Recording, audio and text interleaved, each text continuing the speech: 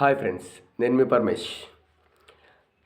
గత 2 రోజుల కిందట తమిళనాడులో బుల్లెట్ బండి నడిపాడని ఒక దళిత యువకుడి చేతులు నరకడం జరిగింది.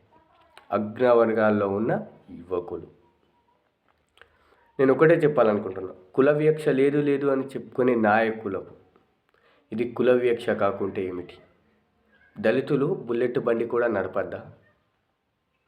గత కొన్ని రోజుల క్రితం కూడా ఇలానే చేశారు. ప్రేమ వివాహం చేసుకున్నాడని, కులం తక్కువ వాడిని మా బిడ్డే తీసుకుందని వాళ్ళ ఫ్యామిలీ మెంబర్సే చంపారు. ఇంకా కుల వివక్ష లేదు అని చెప్తారా? గత కొన్ని రోజుల కిందట కుండలో నీళ్లు తాగాడని ఒక అధ్యాపకుడు విద్యార్థిని కొట్టి చంపాడు. అప్పుడు కూడా కుల వివక్ష లేదా? అంబేద్కర్ జయంతి నిర్వహించాడని చంపారు. అప్పుడు కుల వివక్ష లేదు. కుల వివక్ష అంటే ఏందో మరి మీరే చెప్పండి. ఎన్నిసార్లు కుల వివక్షలు జరుగుతున్నా మీరు స్పందించరు. స్పందించే వాళ్ళని ఏమంటారంటే వాళ్ళు కులం పిచ్చిలో బతుకుతున్నారని. గడప లోపల కులం, గడప దాటితే హిందువులం అని చెప్పుకునే మనం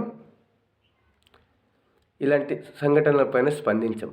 ఎందుకంటే వాళ్ళు దళితులు కాబట్టి. హిందువులు దళితులు ఒకరు కారా?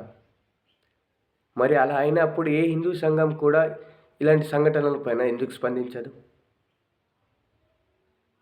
నాకు కామెంట్లో చెప్పండి. ఈ వీడియోని ప్రతి ఒక్కరికి షేర్ చేయండి. జై భీమ్ ఫ్రెండ్స్.